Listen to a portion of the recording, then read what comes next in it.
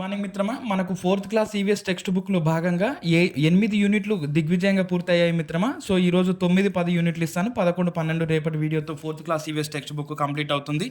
So అందరూ కూడా గమనించండి మిత్రమా. అదేవిధంగా మరి మనకు 9వ యూనిట్గా ఫోర్త్ క్లాస్ ఈవీఎస్లో మా ఊరు మా చెరువు అనేటటువంటి పాఠ్యాంశం ఇచ్చాడు మిత్రమా.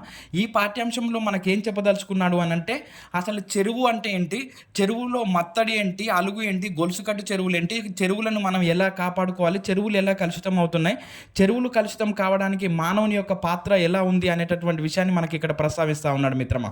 సో చూస్తే మరి మా ఊరు మా చెరువు అనేటటువంటి పాఠ్యాంశంలో మొట్టమొదట వర్షాధార పంటలు అంటే ఏంటో చూద్దాం. వర్షాధార పంటలు అంటే వర్షాన్ని అంటే వర్షాకాలాన్ని ఆధారంగా చేసుకుని వర్షాకాలంలో పడేటటువంటి వర్షాల ఆధారంగా పండేటటువంటి పంటలను పండించడాన్ని మనం వర్షాధార పంటలు అని అంటాం. ఉదాహరణకు జొన్న, ఉలువలు, తైదలు ఇవన్నీ కూడా వర్షాధార పంటలుగా ఇచ్చాడు.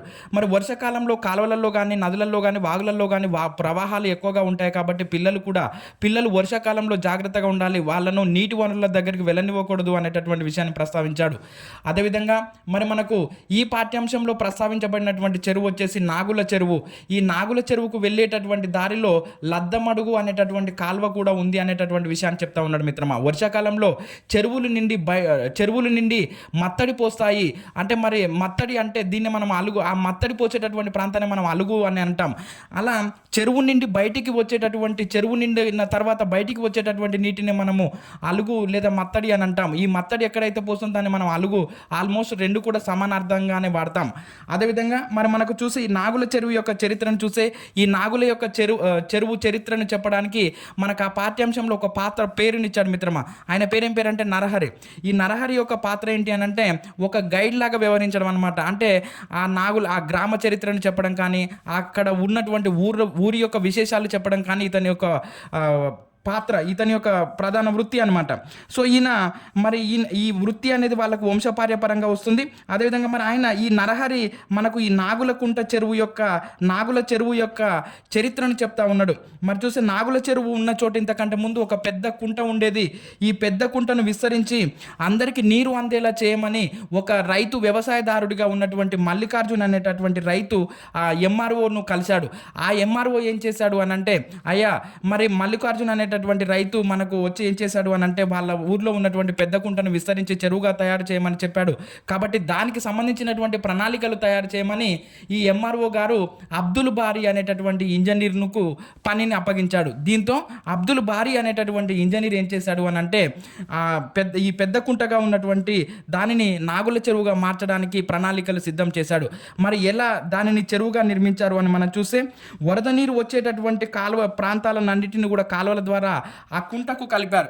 ఆ కుంటకు కలిపిన తర్వాత ఏంటి, ఇప్పుడు ఎక్కడి నుంచి నీళ్ళు వచ్చినా సరే ఆ కుంటలోకి వచ్చే విధంగా కలిపారు. ఆ కుంట మరి ఇప్పుడు ఎక్కడి నుంచి నీళ్ళు వచ్చినా ఆ కుంటలోకి వస్తున్నాయి అంటే దాని విస్తీర్ణం తక్కువగా ఉంది, లోతు తక్కువగా ఉంది. కాబట్టి దాని విస్తీర్ణాన్ని పెంచారు. ఆ నీటి ఊటను తట్టుకునే విధంగా, ఆ నీటిని అన్నిటిని కూడా నిల్వ చేసుకునే విధంగా చెరువు కట్టను కూడా మట్టి రాళ్లతో నిర్మించారు.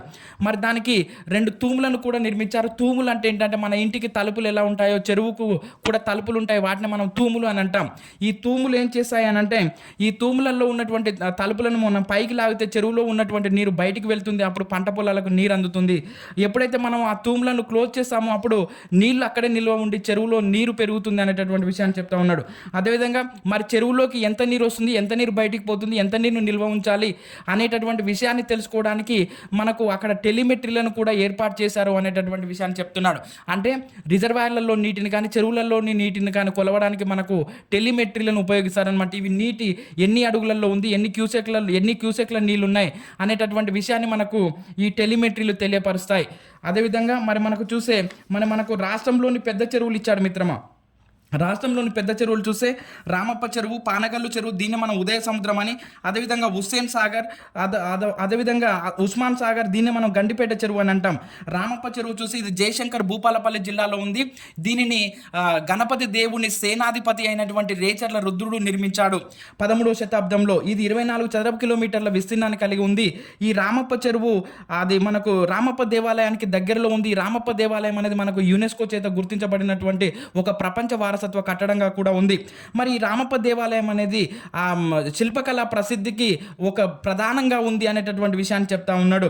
ఇది మనకు రామప్ప చెరువు గురించి. రామప్ప చెరువును రేచల్ల రుద్రుడు నిర్మించాడు. రేచల్ల రుద్రుడు ఎవరు అని అంటే గణపతి దేవుని సేనాని. అదేవిధంగా జయశంకర్ భూపాలపల్లి జిల్లాలో ఉంది రామప్ప దేవాలయం. ఈ రామప్ప చెరువు రామప్ప దేవాలయం దగ్గరలో ఉంది అనేటటువంటి విషయాన్ని చెప్తా ఉన్నాడు. అదేవిధంగా పానగల్లు చెరువు, దీన్ని మనం ఉదయ సముద్రం అని కూడా అంటాం. ఇది నల్గొండ జిల్లాకు 3 కిలోమీటర్ల దూరంలో ఉన్నటువంటి పానగల్లో నిర్మించడం వలన దీన్ని పానగల్ చెరువు అని కూడా అంటారు. ఇక్కడ ప్రసిద్ధమైనటువంటి ఛాయా సోమేశ్వర ఆలయం ఉంది మిత్రం. అంటే ఛాయ అంటే నీడ, అంటే సూర్యుని కిరణాలు డైరెక్ట్గా ఎక్కడ శివలింగం మీద పడతాయి. ఇది ప్రసిద్ధంగా ఉన్నటువంటి కట్టడంగా మనకు నల్గొండ జిల్లాలో ఉంది. దీనిని మనకు నిర్మాణకర్తగా ప్రతాపరుద్రుడి పేరునిచ్చాడు పానగల్లు చెరువుకు. అదేవిధంగా మరి మనకు హుస్సేన్ సాగర్ చూస్తే దీని నిర్మాణాన్ని 1562 సంవత్సరంలో కుతుబ్షాహీ వంశానికి చెందినటువంటి ఇబ్రహీం కులీ కుతుబ్ షా నిర్మించడం జరిగింది. దీని కట్టను, ఈ హుస్సేన్ సాగర్ యొక్క కట్టను ఏం చేశారు అని అంటే మనకు 1946 సంవత్సరంలో హైదరాబాద్ సికింద్రాబాద్లను కలుపుతూ రోడ్డుగా విస్తరించారనమాట. ఆ కట్టను ఇట్లా రోడ్డుగా మార్చారు. దీనినే మనం ఏమంటామనంటే ట్యాంక్ బండ్ అని అంటాం. దీని విస్తీర్ణం వచ్చేసి 5.7 చదరపు కిలోమీటర్ల విస్తీర్ణాన్ని కలిగి ఉంది. దీని లోతు వచ్చేసి 32 అడుగులు. ప్రస్తుతం ఇది బాగా కలుషితమైంది. గుర్రపు డెక్కతో కానీ, మనుషులు విసిరేసేటటువంటి ప్లాస్టిక్తో కానీ, విడిచేటటువంటి వ్యర్థ పదార్థాలతో కానీ బాగా ప్రస్తుతం కలుషితమైంది అనేటటువంటి విషయాన్ని చెప్తా ఉన్నాడు. ఈ విధంగా మనకు హుస్సేన్ సాగర్ గురించి ఇచ్చాడు మిత్రమా. అదేవిధంగా చూస్తే మనకు మరి ఎక్కడ అనంటే ఉస్మాన్ సాగర్ గురించి ఇచ్చాడు. ఉస్మాన్ సాగర్ ఏంటి అని అంటే ఉస్మాన్ సాగర్ను దీన్ని మనం గండిపేట చెరువు అని అంటాం. ఇది హైదరాబాద్లో ఉంది. దీన్ని నిజాం నవాబ్ అయినటువంటి మీర్ ఉస్మాన్ అలీ ఖాన్ నిర్మించాడు. ఇది మూసీ నది పైన నిర్మించడం జరిగింది. ఇది మంచినీటి చెరువు. ఇది హైదరాబాద్ ప్రజల యొక్క తాగునీటి అవసరాలను కూడా తీరుస్తుంది ఉస్మాన్ సాగర్. మరి అదేవిధంగా మరి మనకి ఇంకొకటి ఏమి ఇచ్చాడు అని అంటే మిత్రమా, తర్వాత అలుగు అంటే ఇచ్చాడు. అలుగు అంటే ఏంటి అని అంటే మనము చెరువులో నీరు నిండిన తర్వాత బయటికి పోయేటటువంటి దాన్ని మనం మత్తడి అంటాం. ఆ మత్తడి ఎక్కడైతే దుంకుతుందో దాన్ని అలుగు అని అంటాం. సో ఇప్పుడు మరి అలుగు అంటే ఏంటంటే చెరువులో ఎక్కువైన నీరు బయటకు పోయేటటువంటి దాన్ని మనం అలుగు అని అంటాం. ఆ నీళ్లు పడే చోట కట్ట కోతకు గురి కాకుండా పెద్ద పెద్ద రాళ్లను కూడా నిర్మించారు. అదేవిధంగా చెరువుల నీళ్లు పంట పొలాలకు వెళ్ళేలా 4 కాలువలను కూడా తవ్వారు. ఆ నాగుల చెరువుకు అనేటటువంటి విషయాన్ని చెప్తా ఉన్నాడు. అదేవిధంగా మనకు కాకతీయుల నిజాంల కాలంలో మనకేంటి అని అంటే గొలుసుకట్టు చెరువులు కూడా నిర్మించారు. గొలుసుకట్టు చెరువులు అంటే ఏంటి అని అంటే ఒక చెరువు నిండిన తర్వాత ఈ చెరువులో ఉన్నటువంటి నీరు ఎక్కువైనటువంటి నీరు కాలువ ద్వారా మరొక చెరువులోకి వెళ్తుంది అనమాట. ఈ చెరువు నిండిన తర్వాత ఇందులో ఉన్నటువంటి నీరు మరొక కాలువ ద్వారా ఇంకొక చెరువులోకి వెళ్తుంది. వీటినే మనము గొలుసుకట్టు చెరువులు అని అంటాం. ఈ గొలుసుకట్టు చెరువులు మనకు కాకతీయుల నిజాంల కాలంలో ఎక్కువగా నిర్మించబడ్డాయి. ఆల్రెడీ మనం చూసాము అవన్నీ కూడా. అదేవిధంగా మరి చెరువుతో రైతు అనుబంధం ఏముందో చూద్దాం మిత్రమా. చెరువుతో రైతు అనుబంధం ఏంటి అని అంటే మనకు బట్టలు ఉతకడానికి కానీ, అదేవిధంగా చేపలు, పక్షులు, మట్టి విగ్రహాలు ఇవన్నీ కూడా మరి పంట పొలాలకు నీరు పెట్టుకోవడానికి ఇవన్నీ కూడా మనకు ఉపయోగపడుతున్నాయి అనేటటువంటి విషయాన్ని చెప్పాడు. అదేవిధంగా మరి చెరువుల యొక్క ప్రయోజనాలు చూస్తే వ్యవసాయదారులకు, అదేవిధంగా వ్యవసాయ కూలీలకు, వాళ్ళందరూ కూడా చెరువులు నిండితే వీళ్ళందరూ కూడా చేతి నిండా పని దొరుకుతుంది, సంవత్సరం పొడున పని లభిస్తుంది అనేటటువంటి విషయాన్ని చెప్తా ఉన్నాడు. అదేవిధంగా చేప పిల్లలను పెంచడం, అదేవిధంగా గోంగూర, జనుము, శాకమట్ట వంటి వాటిని నానబెట్టి మనము నారని తీసి తాళ్ళు పేనడానికి ఉపయోగిస్తారు. వీటన్నిటికి కూడా చెరువు ఉపయోగపడుతుంది అనేటటువంటి విషయాన్ని చెప్తా ఉన్నాడు. అదేవిధంగా బోర్లు, చెక్ డ్యామ్లు, బావులలో నీటి మట్టం పెరుగుతుంది. ఎప్పుడైతే ఊర్లలో ఉన్నటువంటి చెరువుల నుండి పుష్కలంగా నీరుంటాయో అప్పుడు బోరు బావులలో కానీ నీటి మట్టం పెరిగి అప్పుడు అందరికీ కూడా చేతి నిండా పని దొరుకుతుంది, పంటలు బాగా పండుతాయి అనేటటువంటి విషయాన్ని చెప్తా ఉన్నాడు. మనకు వేసవి కాలంలో చెరువు కొద్దిగా ఎండిపోయినప్పుడు అందులో ఉన్నటువంటి మట్టిని తోవి గనక మనం పంట పొలాలలో పోసుకుంటే అది సారవంతంగా ఉంటుంది. ఆ సారవంతమైనటువంటి మట్టి పంటలు బాగా పెరగడానికి తోడ్పడుతుంది అనేటటువంటి విషయాన్ని చెప్తా ఉన్నాడు. చూడండి, చెరువు వల్ల ఎన్ని ప్రయోజనాలు ఉన్నాయి అనేటటువంటి విషయాన్ని చెప్తా ఉన్నాడు. మరి చెరువులు ఎలా కలుషితం అవుతున్నాయని మనం చూస్తే బట్టలు ఉతకడం, మల విసర్జనలు అక్కడే చేయడం, అదేవిధంగా విగ్రహాల నిమజ్జనం, మనము రంగురంగుల విగ్రహాలను అన్నింటిని కూడా తీసుకుపోయి అందులో వేయడం వలన కూడా అవి కలుషితం అవుతున్నాయి అనేటటువంటి విషయాన్ని చెప్తా ఉన్నాడు. అదేవిధంగా ప్లాస్టిక్లు అందులో విసిరివేయడం, పరిశ్రమల వ్యర్థాలు, వాహనాలు కడగడం వంటి వాటి కారణాల వలన చెరువులు మనకు కలుషితం అవుతున్నాయి అనేటటువంటి విషయాన్ని చెప్తా ఉన్నాడు. అదేవిధంగా చూస్తే మరి మనకు చెరువులు మనకి ఏ విధంగా తోడ్పడుతున్నాయి, మన సంస్కృతిలో ఏ విధంగా భాగంగా ఉన్నాయి అనేటటువంటి విషయాన్ని ప్రస్తావిస్తున్నాడు మిత్రమా. సో చూస్తే మనకు చెరువుల మీద కట్టమైసమ్మ ఉంటుంది. చెరువు కట్ట మీద ఎప్పుడైనా సరే కట్టమైసమ్మ ఉంటుంది. కట్టమైసమ్మ దగ్గరికి అందరూ కూడా పండుగలు జరుపుకుంటారు. అక్కడ కట్టమైసమ్మను మొక్కి, అమ్మ నువ్వే ఈ కట్టమైసమ్మను యాక్చువల్గా ఎవరిని మత్స్యకారులను కాపాడే దేవతగా పిలుస్తారు. ఈ కట్టమైసమ్మను అంటే చేపల వేటకు వెళ్ళే వారిని, చేపల వేటకు వెళ్ళే వారు ఖచ్చితంగా ఇక్కడ కట్టమైసమ్మకు మొక్కుకున్న తర్వాతనే పడవలోకి ఎక్కుతారు. అందుకని వీళ్ళు ఈ కట్టమైసమ్మను మనము మత్స్యకారులను కాపాడే దేవతగా పిలుస్తాం. ఈ విధంగా మనకు ఈ అంటే చెరువు అనేది మన సంస్కృతిలో ఒక భాగంగా అయిపోయింది అనేటటువంటి విషయాన్ని చెప్తా ఉన్నాడు. అదేవిధంగా మనకు చెరువు అందాలు ఉదయం పూట కానీ సాయంత్రం పూట కానీ మనం చెరువు దగ్గరికి వెళ్తే అక్కడ పక్షుల చప్పుళ్ళు, అదేవిధంగా అక్కడ సూర్యుని కిరణాలు మనకు బాగా కనిపించి ఆనందంగా ఉల్లాసంగా ఉండడానికి తోడ్పడుతుంది చెరువు అనేటటువంటి విషయాన్ని చెప్తా ఉన్నాడు. మరి చెరువులు ఎండిపోవడం కరువుకు కారణాలు ఏంటి, చెరువు ఎందుకు ఎండిపోతుంది అనేటటువంటి విషయాన్ని చెప్తా ఉన్నాడు. వాతావరణ కాలుష్యము, చెట్లను కొట్టివేయడం, అడవులను కొట్టివేయడం, భూమి వేడెక్కడం ద్వారా మనకు వర్షాలు తక్కువగా కురుస్తున్నాయి, దానివల్ల చెరువులు ఎండిపోతున్నాయి అనేటటువంటి విషయాన్ని చెప్తా ఉన్నాడు. అదేవిధంగా అంటే మరి ఆటోమేటిక్ ఏంటి, నువ్వు ఇక్కడ చెట్లను కొట్టేయడం, అడవులను నరకపోయడం ద్వారా నీకు వర్షాలు తక్కువగా కురవడం, ఆటోమేటిక్గా చెరువులలోకి నీరు ఎక్కడి నుంచి వస్తుంది వర్షాలు పడినప్పుడు. సో కాబట్టి చెరువులు ఎండిపోతున్నాయి, దీనివల్ల కరువు సంభవిస్తుంది, పనులు దొరకక ప్రజలందరూ కూడా వలసలు వెళ్తున్నారు. కాబట్టి ఓ ప్రజలారా, మీరు అడవులను చెట్లను నరకకండి, చెట్లను పెంచండి, వాతావరణ కాలుష్యాన్ని పెంచకండి అనేటటువంటి విషయాన్ని చెప్తా ఉన్నాడు. ఇదంతా కూడా ఈ చెరువులపై ప్రభావాన్ని చూపుతున్నాయి అనేటటువంటి విషయాన్ని ప్రస్తావిస్తూ ఉన్నాడు. అదేవిధంగా మరి ఎప్పుడైతే నీళ్లు చెరువులు ఎండిపోయాయి, ఆటోమేటిక్గా మనకు బోర్బావులలో ఉన్నటువంటి నీటి మట్టం కిందికి వెళ్ళిపోతూ ఉంటుంది. సో ఆటోమేటిక్గా రైతులు ఏం చేస్తారు, అప్పుడు ఇంకా లోపలికి బోర్లు వేయడానికి ప్రయత్నం చేస్తూ ఉంటారు. దీనివల్ల నీళ్లు పడకపోతే, నీళ్లు బయటికి రాకపోతే వాళ్ళ అప్పుల పాలై చనిపోతున్నటువంటి విషయాన్ని కూడా మనకు ప్రస్తావించాడు. మరి చూస్తే మనకు ఈ చెరువులను ఎవరు నిర్వహించాలి, చెరువులను ఎవరు కాపాడాలి అనేటటువంటి విషయాన్ని ప్రస్తావిస్తున్నాడు. చూడండి మిత్రమా, చెరువులను కాపాడుకుంటేనే మనము భవిష్యత్ తరాలకు నీటిని అందించగలం. మరి చెరువుల అభివృద్ధికి ప్రభుత్వం సాగునీటి యాజమాన్య సంఘాలను ఏర్పాటు చేసింది. ఈ సాగునీటి యాజమాన్య సంఘానికి మన టెక్స్ట్ బుక్లో ఒక అధ్యక్షుడు ఉన్నాడు మిత్రమా, ఆయన పేరు యాకూబ్.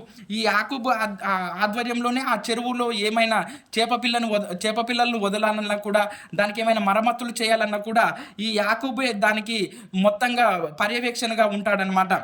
అంటే సాగునీటి యాజమాన్య సంఘాలు ఉంటాయి, ఆ సాగునీటి యాజమాన్య సంఘాలకు అధ్యక్షుడిగా యాకూబ్ ఉన్నాడు. ఆ చెరువు కట్టకు మరమ్మతులు చేయడం కానీ, తూములకు మరమ్మతులు చేయడం కానీ, ఇవన్నీ కూడా ఈ సాగునీటి యాజమాన్య సంఘాల అధ్యక్షుడు చూసుకుంటాడు. అదేవిధంగా మరి మన చెరువు అందరికీ కూడా జీవనాధారాన్ని, జీవనోపాధిని కల్పిస్తుంది. కాబట్టి చెరువును కాపాడుకోవడం మన అందరి బాధ్యత అనేటటువంటి విషయాన్ని ప్రస్తావిస్తూ ఉన్నాడు. అదేవిధంగా మరి మనకు మిషన్ కాకతీయ అనేటటువంటి పథకాన్ని ప్రారంభించి పూడిక అంటే తెలంగాణ రాష్ట్రంలో ఉన్నటువంటి అన్ని చెరువులలో కూడా పూడిక తీయించి నిల్వ నీటి సామర్థ్యాన్ని పెంచడం జరిగింది మిషన్ కాకతీయ అనేటటువంటి ప్రోగ్రాం ద్వారా.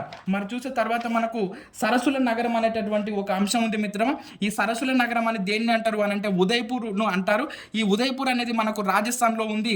దీన్ని సిటీ ఆఫ్ లేక్స్ అని కూడా అంటారు.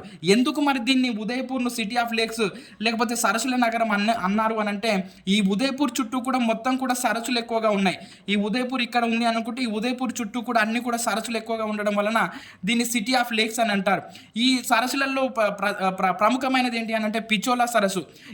ఇక్కడ అంటే ఈ ఉదయ్పూర్ చుట్టూ అనేక సరస్సులు ఉన్నాయి. ఈ ఉదయ్పూర్ చుట్టూ ఉన్నటువంటి సరస్సులలో ప్రధానమైనది పిచోలా సరస్సు. ఈ పిచోలా సరస్సు 1362వ సంవత్సరంలో బంజారాల చేత నిర్మించబడింది. ఈ పిచోలా సరస్సు తర్వాత 1362లో బంజారాల చేత నిర్మించబడినటువంటి ఈ పిచోలా సరస్సు మహారాజా ఉదయ్ సింగ్తో అభివృద్ధి పరచబడింది. వాళ్ళు జస్ట్ ఇట్లా నిర్మించారు అంటే వాళ్ళంత అభివృద్ధి పరచలేకపోయారు. దాని తర్వాత వచ్చినటువంటి మహారాజా ఉదయ్ సింగ్ ఏం చేశాడు అనంటే ఈ పిచోలా సరస్సును బాగా అభివృద్ధి పరచడం జరిగింది. అదేవిధంగా మరి రాజభవనాలన్నీ కూడా ఈ సరస్సుల ఒడ్డునే నిర్మించబడ్డాయి. ఈ సరస్సుల ఒడ్డున నిర్మించబడినటువంటి రాజభవనాలలో ప్రముఖమైనవి జగ్నివాస్, సిటీ ప్యాలెస్లు అనేవి ఈ సరస్సుల ఒడ్డున నిర్మించబడినటువంటి రాజభవనాలలో ప్రముఖమైనవిగా నిలబడ్డాయి. జగ్నివాస్ అండ్ సిటీ ప్యాలెస్. ఈ విధంగా మనకు సరస్సుల నగరం గురించి ప్రస్తావించాడు మిత్రమా. మరి చూసే ఇది మనకు మా ఊరు మా చెరువు అనేటటువంటి పాఠ్యాంశంలో ఇచ్చినటువంటి సమాచారం. మరి మనకు 10th యూనిట్గా చూస్తే మన ఆహారము మన ఆరోగ్యం అనేటటువంటి అంశాన్ని ఇచ్చాడు మిత్రమా. మరి ఆహారము మనకు మొక్కల నుండి, జంతువుల నుండి లభిస్తుంది.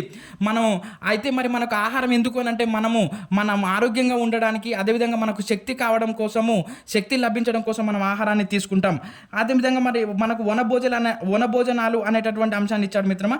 వనభోజనాలు అంటే ఏంటి అని అంటే అందరూ ప్రకృతిలోకి వెళ్ళి అంటే చెరువు కట్ట దగ్గరికి కానీ, పంట పొలాల దగ్గరికి కానీ వెళ్ళి అందరూ కలిసి కూర్చొని వండుకొని తింటే దాన్ని మనం వనభోజనాలు అని అంటాం.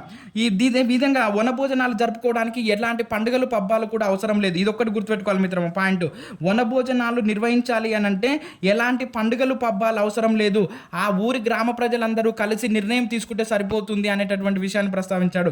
వనభోజనాలు జరుపుకోవడానికి ఎలాంటి పండుగలు పబ్బాలతో పని లేదు, అందరూ కలిసి ఆ గ్రామంలో ఉన్న ప్రజలందరూ కలిసి నిర్ణయం తీసుకుంటే సరిపోతుంది అనేటటువంటి విషయాన్ని చెప్తా ఉన్నాడు. అదేవిధంగా చూస్తే మరి మనకు ఎండిఎం గురించి ఇచ్చాడు మిత్రమా, మిడ్ డే మీల్స్. ఈ మిడ్ డే మీల్స్ను మనం మెను ప్రకారం పిల్లలకు అందిస్తారు. ఈ మిడ్ డే మీల్స్ను మెను ప్రకారం అందిస్తారు. అదేవిధంగా పిల్లలందరూ కలిసి తినడం వలన వాళ్ళలో స్నేహభావం పెరుగుతుంది, మనమంతా ఒకటే అనేటటువంటి భావన పెరుగుతుంది అనేటటువంటి విషయాన్ని ప్రస్తావిస్తున్నాడు. అదేవిధంగా ఇంటి దగ్గర సరిగా భోజనం లభించని పిల్లలకు ఇది ఒక వరంలాగా మారుతూ ఉంది మిడ్ డే మీల్స్ అనేటటువంటి విషయాన్ని ప్రస్తావిస్తూ ఉన్నాడు. పాఠశాలల్లోని పిల్లలందరికీ పోషకాహారం అందించాలని మనకు సుప్రీంకోర్టు తీర్పునిచ్చింది. ఈ మిడ్ డే మీల్స్ మనము పిఐలో భాగంగా చదవాలి మిత్రమా. ఈ మిడ్ డే మీల్స్ మీద మీకు ఒక వీడియోలో పూర్తిగా అందిస్తాను. అసలు మిడ్ డే మీల్స్ వండడానికి ఎంతమంది ఉండాలి, 100 మంది పిల్లలకి ఎంతమంది వంట మనుషులు ఉండాలి, వీళ్ళని ఎక్కడి నుంచి నియమించుకోవాలనేటటువంటి విషయం అన్నంతా కూడా మిడ్ డే మీల్స్ అనేటటువంటి పథకంలో నేను మీకు వివరిస్తాను మిత్రమా, పిఐలో భాగంగా. Okay right. చూస్తే మరి మనకు ఎంటీఎం మెను కూడా ప్రస్తావించాడు మిత్రమా. అయితే ఎంటీఎం మెను మనకు సోమవారం నుండి శనివారం వరకు ఒక్కొక్క రోజు ఒక్కొక్క రకమైనటువంటి ఆహార పదార్థాన్ని మిడ్ డే మీల్స్లో భాగంగా అందిస్తారు. సోమవారం నాడు కిచిడి వెజిటేబుల్ కర్రీ ప్లస్ గుడ్డు, అదేవిధంగా మంగళవారం నాడు అన్నము సాంబారు వెజిటేబుల్ కర్రీ, బుధవారం నాడు అన్నము ఆకుకూర పప్పు గుడ్డు, గురువారం నాడు వెజిటేబుల్ బిర్యానీ వెజిటేబుల్ కర్రీ, అదేవిధంగా శుక్రవారం నాడు అన్నము సాంబారు వెజిటేబుల్ కర్రీ గుడ్డు, శనివారం నాడు అన్నము ఆకుకూర పప్పు వెజిటేబుల్ కర్రీని అందిస్తారు. ఇది మనకు మిడ్ డే మీల్స్ మెనుగా ఉంది.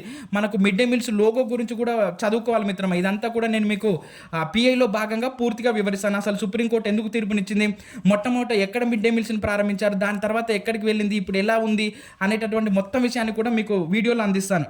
రైట్. చూస్తే మరి మనకు తర్వాత ఎలాంటి ఆహారం తినాలి అనేటటువంటి విషయాన్ని ఇచ్చాడు మిత్రమా. ఎలాంటి ఆహారం తినాలి అని అంటే అప్పుడే వండినటువంటి ఆహారాన్ని తీసుకోవాలి, పరిశుభ్రమైనటువంటి ఆహారాన్ని తీసుకోవాలి, తాజా ఫలాలు కూరగాయలు తీసుకోవాలి, కూరగాయల సలాడ్ పప్పు అన్నం ఉండే విధంగా మనము ఆహారం తీసుకోవాలి అనేటటువంటి విషయాన్ని ప్రస్తావించాడు. మరి తినకూడని ఆహారం ఏంటి అని అంటే నిల్వ చేసిన ఆహారాన్ని తీసుకోకూడదు, మరిగిన నూనెనే మరల ఉపయోగించి వండేటటువంటి ఆహార పదార్థాలను తీసుకోకూడదు. అంటే మనం ఇప్పుడు మిర్చీలు కానీ పూరీలు కానీ ఆ మరిగిన నూనెలో ఆ జిలేబీలు కానీ మరిగిన నూనెలోనే బాగా వేగిస్తూ ఉంటారు అనమాట. అవి ఆరోగ్యానికి మంచిది కాదు అనేటటువంటి విషయాన్ని ప్రస్తావిస్తూనే ఉంటారు. మేజర్గా రోడ్ల పక్కన ఉన్నటువంటి ఆహార పదార్థాలను తినకూడదు, వాటి మీద ఈగలు దోమలు వాళ్తాయి, వాటి వల్ల మనకు వాంతులు విరేచనాలు కలిగేటటువంటి అవకాశం ఉంది అనేటటువంటి విషయాన్ని చెప్తా ఉన్నాడు. ఈ విధంగా మనకు తినకూడని ఆహారం గురించి ప్రస్తావించాడు. మరి మంచి ఆహారపు అలవాట్లు ఏంటి, ఎట్లాంటి ఆహారపు అలవాట్లు కలిగి ఉంటే మనం ఆరోగ్యంగా ఉంటాము అని అంటే ఆహారం తీసుకునే ముందు తీసుకున్న తర్వాత నోట్లో నీళ్లు పోసుకొని పుగిలించుకోవాలి, నోటిని కడుక్కోవాలి. అదేవిధంగా వ్యర్థ పదార్థాలు ఏమైనా మనకు ఉంటే వాటిని తీసుకువెళ్ళి ఖచ్చితంగా చెత్తబుట్టలోనే వేయాలి. చేతులు పరిశుభ్రంగా కడుక్కోవాలి. తినే ముందు తిన్న తర్వాత మనం నోటిని పుక్కిలించుకోవాలి అనేటటువంటి విషయాన్ని ప్రస్తావిస్తున్నాడు. ఈ విధంగా మనకు మంచి ఆహారపు అలవాట్లను ప్రస్తావించాడు. మరి ఆహార పదార్థాలను నిల్వ ఉంచితే ఏమవుతుంది అంటే మనము ఒక్క రోజులో తినాల్సినటువంటి ఆహార పదార్థాలను కూడా నిల్వ చేసుకొని ఫ్రిడ్జ్లలో మనం అలా తింటున్నాం మిత్రం. వాటి వలన కలిగేటటువంటి అనర్థాలు ఏంటి, ఆహార పదార్థాలను నిల్వ ఉంచితే కలిగేటటువంటి ఇబ్బందులు ఏంటో చెప్తున్నాడు. సూక్ష్మజీవులు అంటే ఆహార పదార్థాలను నిల్వ ఉంచితే సూక్ష్మజీవులు వృద్ధి చెంది ఆహారాన్ని విషతుల్యం చేస్తాయి. దీనివలన మనకు ఆ నిల్వ చేసినటువంటి ఆహారాన్ని తింటే వాంతులు విరోచనాలు, అప్పుడప్పుడు మనకు మరణం కూడా సంభవిస్తుంది. ఇటీవల కాలంలో మనకు నిన్న ఇక్కడ హైదరాబాద్లో జరిగినటువంటి సంఘటన కూడా చూసాం. ఇంటిలాళ్ళు కూడా మరణించడం జరిగింది నిల్వ చేసినటువంటి నాన్ వెజ్ కర్రీని తెల్లారి తినేసరికి. కాబట్టి నిల్వ చేసినటువంటి ఆహారాన్ని తినకుండా ఉండడానికి ప్రయత్నం చేయండి అనేటటువంటి విషయాన్ని చెప్తా ఉన్నాడు. అదేవిధంగా మనకు బ్రెడ్ మీద కానీ కొబ్బరి చిప్ప మీద కానీ అదేవిధంగా రొట్టెల మీద కానీ వాటిని మనము అలాగే ఉంచితే వాటి మీద మనకు ఇట్లా బూజులాగా కనిపిస్తుంది. దాన్ని మనం బ్రెడ్ మోల్డ్ లేదా రొట్టె బూజు అని అంటాం. ఇది హానికరం అనేటటువంటి విషయాన్ని చెప్తా ఉన్నాడు. అదేవిధంగా మనము నిల్వ చేసినటువంటి ఆహారంలో ఇది మనకు 8th క్లాస్ బయోసైన్స్ టెక్స్ట్ బుక్లో ఉంది మిత్రమా. క్లాస్ట్రిడియం బొట్యులినం అనేటటువంటి ఒక బ్యాక్టీరియా పెరిగి మనకు బొట్యులిజం అనేటటువంటి వ్యాధిని కలగజేస్తుంది, ఆహారాన్ని విషతుల్యం చేస్తుంది. ఈ ఆహారం తింటే మరణం కూడా సంభవిస్తుంది అనేటటువంటి విషయాన్ని చెప్తా ఉన్నాడు. కాబట్టి ఆ నిల్వ చేసినటువంటి ఆహార పదార్థాలను తినకూడదు అనేటటువంటి విషయాన్ని చెప్తూ మేజర్గా మనము అప్పుడే వండినటువంటి ఆహార పదార్థాలు తాజాగా ఉండేటటువంటి కూరగాయలను ఆకుకూరలను తీసుకోవడానికే ప్రయత్నం చేయండి అనేటటువంటి విషయాన్ని చెప్తా ఉన్నాడు. మరి చూస్తే మనకు ఆహార పదార్థాలను ఎలా నిల్వ ఉంచుకోవాలి అనేటటువంటి విషయంలో భాగంగా మనం చూస్తే మరి ఆహార పదార్థాలను ఎలా నిల్వ ఉంచుకోవాలనేది చూద్దాం మిత్రమా. పచ్చళ్ళు, ఒరుగులు, అప్పడాలు, జాములు, వడియాలు ఇవన్నిటిని కూడా చాలా వరకు నిల్వ ఉంచుతారు. మరి ఇక్కడ ఒరుగులు అంటే ఏంటి అనంటే కూరగాయలు మరియు మాంసం ముక్కలు, చేప ముక్కలకు తగినంత ఉప్పు కలిపి ఎండబెట్టి నిల్వ చేసే వాటిని ఒరుగులు అని అంటాం. కూరగాయలు, మాంసం ముక్కలు, చేప ముక్కలకు తగినంత ఉప్పు కలిపి ఎండబెట్టి నిల్వ చేసే వాటిని ఒరుగులు అని అంటాం. అంటే ఇవి మనం ఎప్పుడైనా వండుకోవడానికి అనుకూలంగా ఉంటాయి. అంటే కొంచెం ఎక్కువ కాలం నిల్వ ఉండడానికి ఆహార పదార్థాలు నిల్వ ఉండడానికి ఈ ఉప్పు, కారం, పసుపు కలిపి పెడితే అవి ఎక్కువ రోజులు నిల్వ ఉంటాయి అనేటటువంటి విషయాన్ని చెప్తా ఉన్నాడు. నిల్వ పచ్చళ్ళు ఆరోగ్యానికి మంచిది కాదు కాబట్టి పచ్చళ్ళు ఎక్కువగా తినకపోవడమే మంచిది అనేటటువంటి విషయాన్ని చెప్తా ఉన్నాడు. అదేవిధంగా ఆకుకూరలు, కూరగాయలు, పండ్లు తడిబట్టలో చుట్టి రోజుకు 4 నుంచి 5 సార్లు నీళ్లు చల్లితే అవి తాజాగా ఉంటాయి కొన్ని రోజుల వరకు అనేటటువంటి విషయాన్ని చెప్తా ఉన్నాడు. ఆకుకూరలు కానీ, కూరగాయలు కానీ, పండ్లను కానీ తడిబట్టలో ఉంచి వాటి మీద నీళ్లు చిలకరిస్తే అవి చాలా రోజుల వరకు కూడా తాజాగా ఉంటాయి అనేటటువంటి విషయాన్ని చెప్తా ఉన్నాడు. మరి మనకు జనతా ఫ్రిడ్జ్, దీన్నే మనము పేదవాడి ఫ్రిడ్జ్ అని కూడా అంటాం మిత్రమా. దీని తయారీ ఎలానో ఇచ్చాడు మనకు. ఏం చేయాలి అంటే రెండు మట్టితో తయారు చేసిన లేదా సిమెంట్తో తయారు చేసినటువంటి 2 తొట్టెలను తీసుకోవాలి. ఈ తొట్టెలు ఎట్లా ఉండాలి అని అంటే ఒక పెద్ద తొట్టిలో చిన్న తొట్టె అమరి ఉండే విధంగా ఉండాలి. అంటే ఒక దానిలో ఒకటి ఉంచే విధంగా వాటిని తీసుకోవాలి. తీసుకొని ఈ పెద్ద తొట్టెకు చిన్న తొట్టెకు మధ్యన ఖాళీ ఎంత ఉండాలి అని అంటే 3 నుంచి 4 సెంటీమీటర్ల మందం ఉండాలి. ఈ 3 నుంచి 4 సెంటీమీటర్ల మందంలో ఉన్నటువంటి 2 తొట్టెల మధ్యన ఖాళీలో 2 నుంచి 3 సెంటీమీటర్ల మందంలో ఉండే విధంగా ఇసుకను నింపాలి. ఇదంతా ఇసుక. ఈ ఇసుకను నింపి ఈ లోపలి భాగంలో ఉన్నటువంటి ఈ చిన్న తొట్టెలో కూరగాయలు, పండ్లు ఇవన్నీ పెట్టాలి. ఈ పెట్టిన తర్వాత ఏం చేయాలి అని అంటే ఈ ఇసుకను రోజుకు తడుపుతూ ఉండాలన్నమాట నీటితో. ఎన్నిసార్లు అంటే ఇచ్చాడు చూడండి, రోజుకు 3 నుంచి 4 సార్లు ఇసుకను తడుపుతూ ఉండాలి. అదేవిధంగా ఈ మొత్తం భాగం మీద ఏం చేయాలి అని అంటే ఒక జనపనార సంచి కానీ లేదా ఒక మందంపాటి బట్టను కానీ పరచాలి.